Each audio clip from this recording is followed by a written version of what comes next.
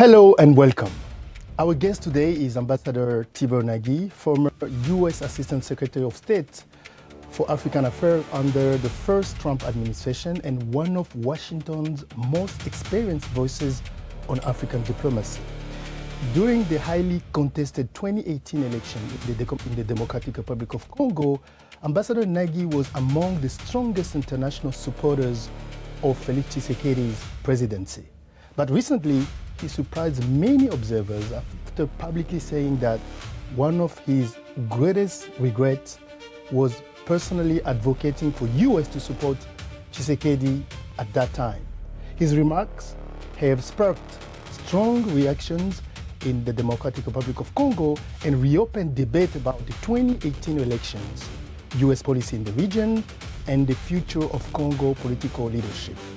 Tonight, we speak with him about what changed, the current situation in the DRC, and the role the United States want to play in the region moving forward. Ambassador Nagy, thank you very much for joining us.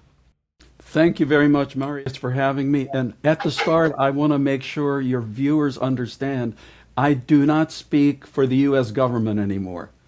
You know, when I was Assistant Secretary, the words that came out of my mouth were, of course, the words for the U.S. government. But now, I am a private individual.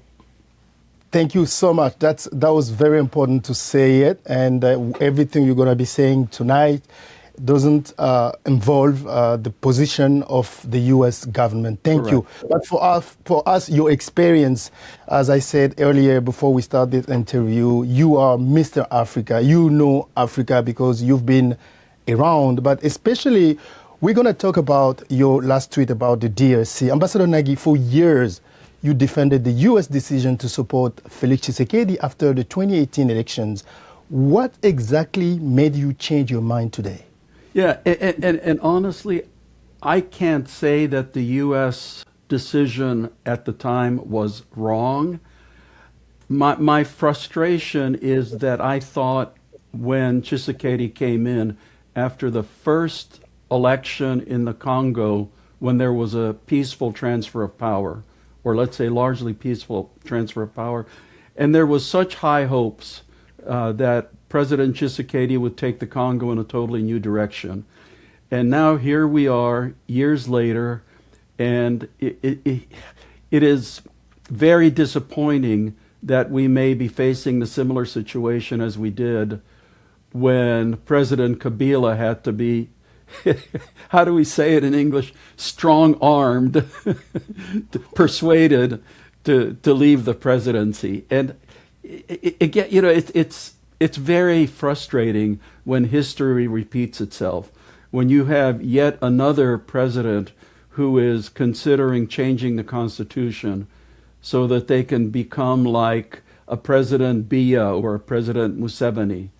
Because I am not African. As you said, Marius, I spent many years in Africa, but I can literally feel the frustration, especially of the young people in Africa, who don't want to put up with this anymore.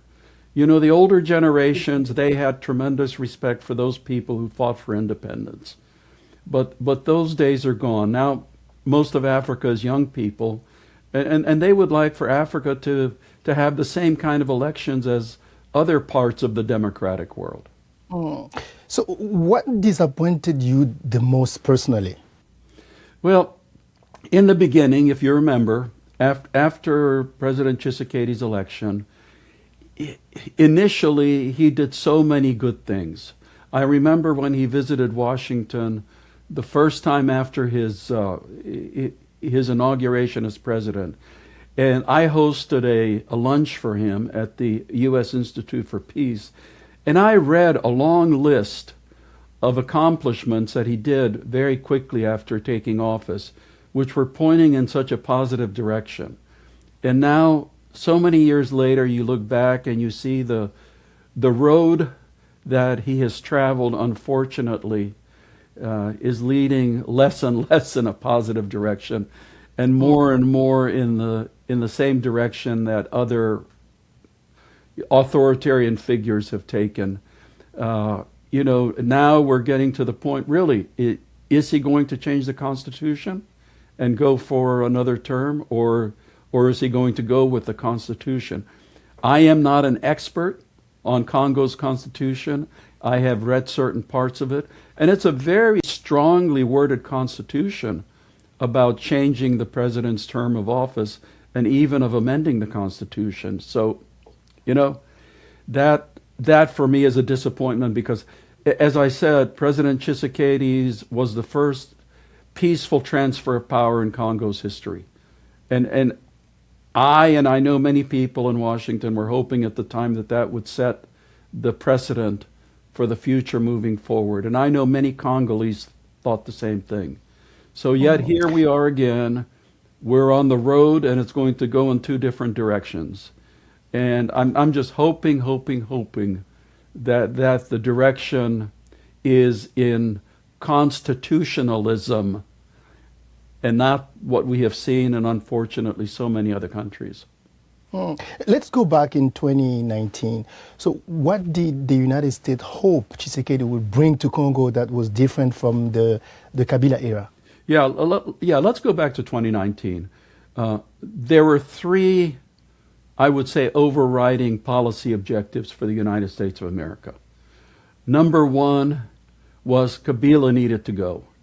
If you remember in 2017, then U.S. Ambassador to the United Nations, Nikki Haley, visited Kabila and basically said, you need to go. So yeah. Kabila, very reluctantly accepted it. And, there was a lot, you remember, there was a lot of game playing and we got up to the election. So one of the priorities was Kabila leaving. Another priority, though, was to avert large violence. Because, as you well know, sometimes these elections can result in massive amounts of violence. So that was also a goal. And number three was to have the elections as reasonable as possible given realities. As you know, I tend to make a lot of people angry sometimes because of my realism. But, I'm an old man now, and I have come to the conclusion that we have to deal with the world the way it is, not the way we want it to be. And unfortunately, a lot of people who look at Africa, especially from Europe, really see the world they want to see instead of dealing with the world we have to deal with. So that had to be one of the considerations in the elections. So looking back now, do you think the United States misunderstood Tshisekedi himself or underestimated the Congolese political system? Human motivation, let's be honest, only God knows human motivation. None of us can know. If you go back to that particular moment and you say to yourself, what were President Tshisekedi's motives? For all I know, they were very noble, very pure. He wanted to go and, take Congo in a democratic direction. So that's very difficult to state. I look in the mirror and I say, if I knew everything then that I know now, would I advocate for the same policy? Very difficult question because there were basically three possibilities, at the conclusion. Three possibilities. One, the United States could have thrown up its arms and said, a terrible election, horrible election. There's no credibility, at which point President Kabila would have said, oh, you're right. We need to annul the elections. We have to do it again. And so President Kabila, have to stay in power for another 1, 2, 3, 4, 5 years to organize proper elections. The prediction was if that happened, blood would flow in the streets of Kinshasa. Okay, so that was one. Number two would be for the United States to work with other Western countries to insist that Fayulu be accepted as the president because certain indications were that he was the winner. Kabila would never have accepted that. It would have led to massive insecurity, massive disruptions, and again, the blood flowing in the streets of Kinshasa. Of course. At that time, many observers believed that Martin Fayulu had actually won the election. That's right. Did Washington support mainly Tshisekedi for stability reasons? No, because the real election results were uncertain. Tshisekedi was declared the winner, if you remember. Then he took the case to the Constitutional Court. The Constitutional Court, if I remember, it was on January the 20th that came out with the decision. So at that point, as we say in American English, it was time to fish or cut bait. Even within Washington, there was quite a bit of back and forth as to what the correct policy would be. But out of the three goals that I gave you, two were overwhelmingly in favor of the United States supporting the Constitutional Court. One was to reduce the chances for massive violence, and the other was to get Joseph Kabila out of office. So Constitutional Court decided, and if you remember the statement that Washington formally issued, I believe January 23, was basically accepting the results of the Constitutional Court. Not with any enthusiasm, but accepting the results of the Constitutional Court and basically congratulating the people of the Democratic Republic of Congo, for the election, and also for having the first peaceful transfer of power in Congo's history. And of course, the hope was, as I said, that President Tshisekedi would come in and take the Congo in a different direction. So, Mr. Ambassador, beside what you've said about the fear that Tshisekedi may run again for the third term and change the constitution, is there anything that you think he's done that you feel that he's done what you were expecting? You mean the good stuff? Yes. Yeah. Initially, as I said, there were a lot of positive steps. And then it just seemed like Congo went back to being unfortunately, the Congo that we'll need from history of allegations of corruption and favoritism, cronyism, nepotism, everything like that. From the point of view of me looking at United States interests, I have to say that one thing I welcomed was that he welcomed openly the possibility of U.S. investments in the Congo, which, I can't just wave away and say that that doesn't matter. Of course it matters. But it would be nice, my dream has always been that at some point in its history, the Democratic Republic of Congo will actually be democratic and a republic. So let's talk about today. How would you describe the current relationship between Washington and Tshisekedi administration today? I think I would characterize it as an understandable, pragmatic, workable arrangement. The United States obviously is very concerned with the violence and the ongoing insecurity in eastern Congo. And if you were to ask how I, as an outside observer, would view, for example, the relationship between Washington, Congo, Washington, Rwanda, I would have to say that now Washington seems to favor Congo over Rwanda, despite you and I both know all the complexities of what's going on in the East. So, and then, of course, there is the pragmatic realities of a working relationship on investments. The major U.S. project with the corridor going to, Angola, the railroad corridor, which also would certainly benefit Congo. So, yeah, there are positive aspects of the relationship. It's just that fundamental esprit, which bothers me because, here's what really bothers me. At the heart of it, some people say Congo is the richest country on earth when it comes to its mineral wealth. I've seen figures something like $37 trillion of wealth. And then on the other hand, the richest country on earth with some of the poorest people on earth. And that is such a disconnect. And everything inside of me screams that is not how it should be. And I'm sure that it screams inside so many young Congolese that is not how it should be.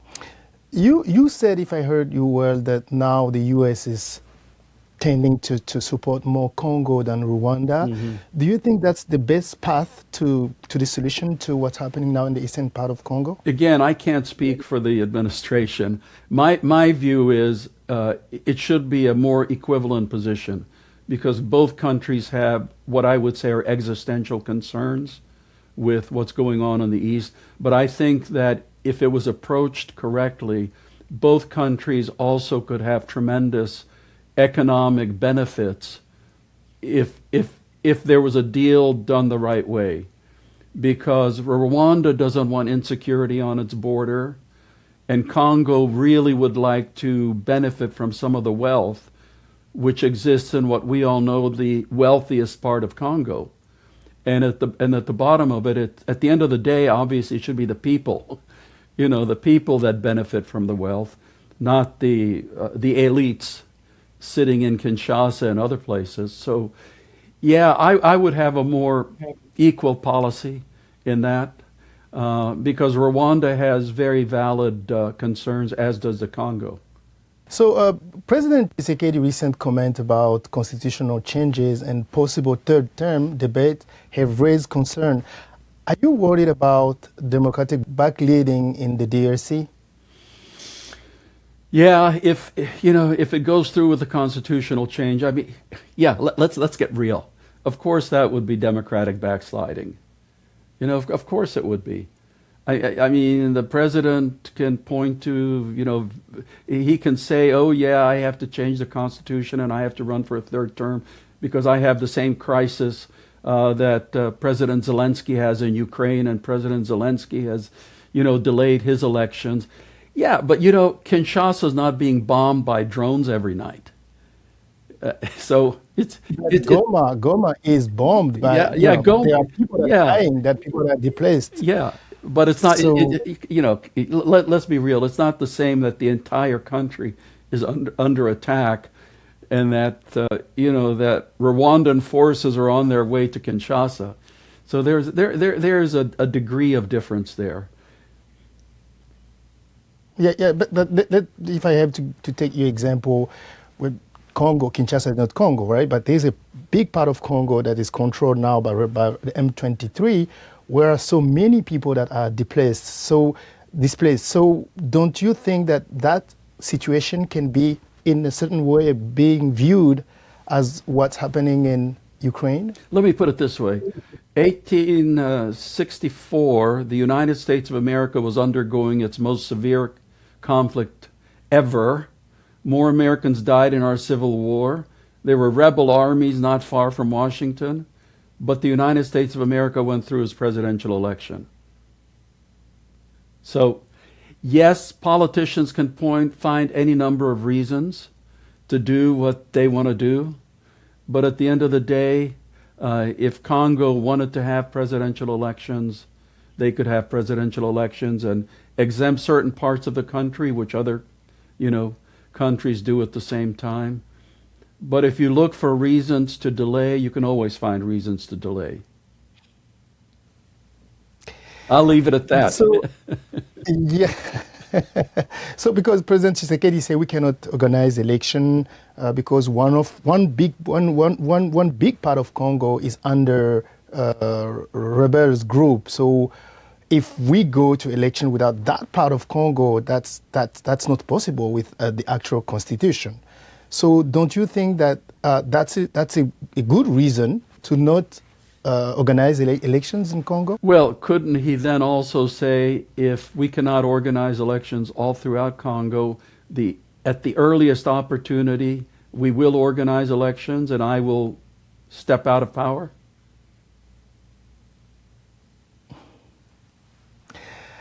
So let's go to another question. The United States is now pushing what many call a strategic deal with the DRC, linking peace effort with access to critical mineral. Do you believe this approach can truly stabilize the region? I hope so. I really hope so. At the end, okay, again, let's go back to the base. What do young Africans want more than anything else? Jobs, right? Jobs. Young Africans look around the world. they see the status that other young people have around the world, and they want exactly the same thing. They can look on the internet. You know, young Africans are just as educated. And how are you going to get jobs? You're going to get jobs from, you're not going to get it from development assistance, because the one thing development assistance doesn't seem to do is develop the areas where it's meant to develop. You're going to get jobs for all the young people through investment. And the only way to bring in real investment is to provide the kind of environment that investors want to invest in. You know? So you can bring in Chinese companies to build a railroad, but we all know that any job that's above turning a shovel, it's going to be a Chinese technician that comes in.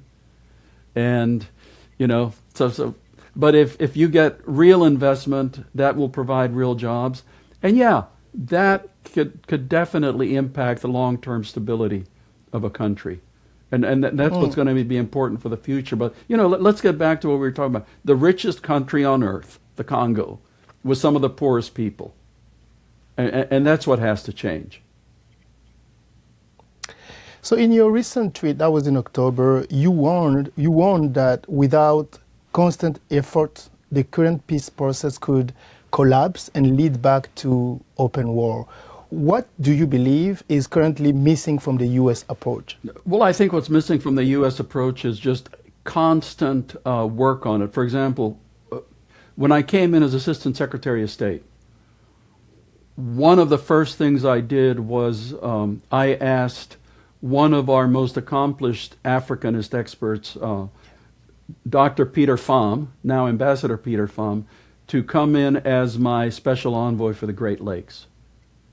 Because I wanted somebody who's an expert to give it everyday attention, not fly into Kinshasa, you know, have a meeting, fly out, move on to another issue in, you know, in Cairo or Addis Ababa or someplace, and back and forth. I mean, a situation as complex as the Eastern Congo, involving a number of states, a number of movements, a number of issues, economic, political, cultural, everything, it really needs nonstop attention, constant communication, back and forth, not one-time meetings with, you know, nice declarations, smiles for the camera.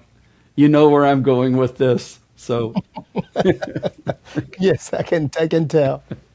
So, yeah. So President Trump has publicly presented the peace effort in Eastern Congo as a diplomatic success. In your view, is Washington underestimating how difficult this conflict really is? Do you want a long answer or a short one? I'll say yes. Give me a long answer. Yes. No, it is. It is underestimating because, you know, let's face it. In Washington, since Africa became independent, okay, Africa has been the lowest geopolitical priority for the United States. Full stop. That's not to say Africa is not important. It's to say that Africa was the lowest geopolitical priority. It still is. And the example I use, that if you have a basketball game, you're picking Olympic athletes to play basketball. Somebody gets picked last, even though it's an Olympic athlete. Okay? So in the United States government, not many people really understand Africa, and not a lot of attention has been given to Africa. I mean, the Congo is, what is it, about 130 million people? What do you think, 120 million? 120 million. Okay. That's what they say, because it's not known, so it's not exactly known how many people. Okay, a country that is twice as big as Alaska with 120 million people, and we have one diplomatic office in a country that big, that important, that popular. Imagine if the Congo was in Europe or in Asia. We would have diplomatic establishments in Kinshasa, in, you know, around the country. Even in Goma, we would have a consulate in Goma. That's the kind of attention that Africa needs. Not a continent where our embassies tend to be the smallest. We currently have 37, I believe, embassies without an ambassador. You know? So is that serious or is that not serious?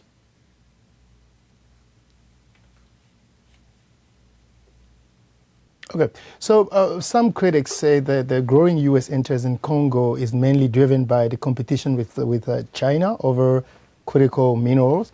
What is your point of view about that? Well, my point of view is that the U.S. has many interests in Congo. Okay, some administrations, put priority on one thing. Other administrations put it on something else.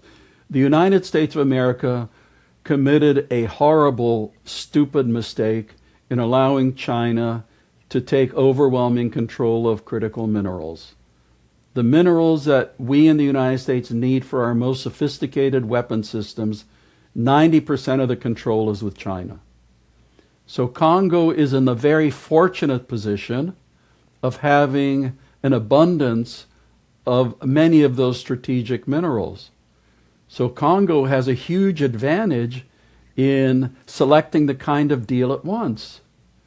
And there again, if I'm sitting in the chair of the Congo, I would be trying to make the best deal possible that would benefit the maximum amount of Congolese people.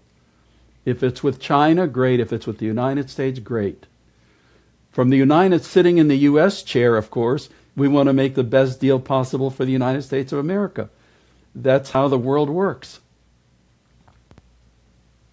Is there something missing now, the way things are going? I don't know. We'll have to see how the deals end up. We just and we'll have to see who benefits from it. So many Congolese fear that international powers are more interested in Congo's mineral than in Congo's people. What guarantees should exist to ensure this new partnership between the U.S. and Congo benefit ordinary Congolese citizens? One of Chinese President Xi's favorite phrases is win-win. And this is obviously a situation that could be win-win. It's not either or. It's not, as we say in America, zero sum. The people who get the contracts for the minerals can win, but the people of the Congo can also win. But that is not the responsibility of the United States of America. That is the responsibility of the Congolese government. And that's where I go back to the issue. Congo needs a government that, number one, looks after the welfare of Congolese people. Not relatives, not fellow tribes members, not this, not that, but the overwhelming Congolese people. I'm going to bring this at a personal level. If you were still Assistant Secretary of State today, Mr. Nagy, what would be your top 3 priorities to help bring lasting peace to the DRC? Wow. Okay. I would again go back and immediately assign a special envoy for the Great Lakes region, somebody who understands it, somebody who could be just as comfortable going to Kigali, and to Uganda, and to the Congo, and to the other parts of the region, and really hammer out a deal that benefits everybody. But you have to make Kinshasa understand what is truly, truly important to Rwanda, and you have to make President Kagame understand what is truly, truly important to to Rwanda and to Congo. Have you've been to Goma, right? Yes. Okay. So have you been to Gisenyi on the Rwanda side? I've been there. Okay. To me, that is one of the most interesting border crossings in the world. If you're in Gisenyi, the streets are paved, there's no trash, all the children have shoes, anyone riding a motorcycle is wearing a helmet, and if you see somebody in a uniform, they are absolutely perfectly dressed, they behave themselves, with courtesy. There's a magic line there where you step from Gisenyi into Goma. You step into Goma, you see piles of trash, you see the streets broken up, you see somebody in a uniform where the shirt may not match the pants, and if they come to you, the first thing they're going to ask for is a bribe. It's basically the same ethnic group. It's the same spot on earth. Why should there be such a difference? this magic line, which is a European constructed border. Why should it make that much of a difference?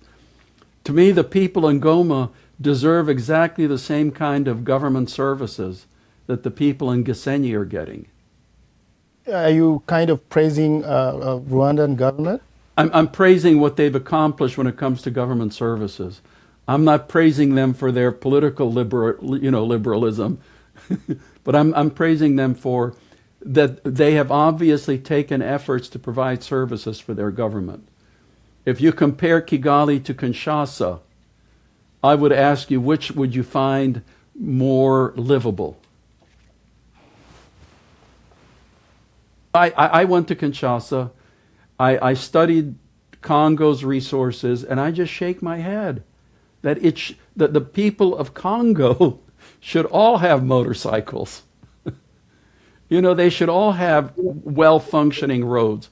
They should all have electricity and internet that is on at all times. They should all have clean water, because the Congo is rich beyond anyone's dream. So, Ambassador, after everything you have seen in the DRC over the years, are you still hopeful about the country's future? Yeah, because I'm always hopeful about the people of Africa. We talk about the resources, but at the end of the day, the true resources in Africa are the young people. And as I said, I don't know how much longer they're going to tolerate the kind of politics they've had to endure, but there has to be a change. Either the politicians will respond to their needs, or they will respond to the politicians. But my dream is to see Kinshasa with every street paved, no garbage on the streets, every child going to a wonderful school, running water everywhere, electricity everywhere, because that's what the Congolese people deserve based on the resources that they're sitting on. You've known personally President Tshisekedi.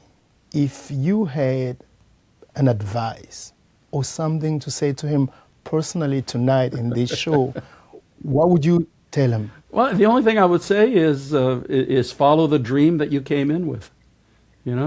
Follow that dream.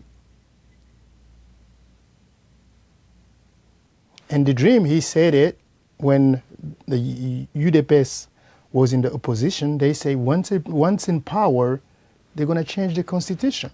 That's part of the dream. Yeah, well, we shall see what we shall see. History speaks louder than anyone else. Ambassador Nagy, thank you so much for responding to our questions. It was a truly honor to have you in our show. And thank you so much for sharing the experience. I don't know if you have something to say before we close this interview. Well, God bless the Congo. I still dream that dream. Thank you again, and then we hope to see you again to another show to discuss about Congo, to learn about your experience, and then so thank you again for being with us today. Thank you very much, Marius, and your English is phenomenal. That's something that I like about American, because they support people like me that don't really speak good English. Oh no, thank you so much. Vraiment I appreciate it. Votre français est très bon aussi. On aurait dû faire cette interview en français. Merci à vous. Merci, à très bientôt.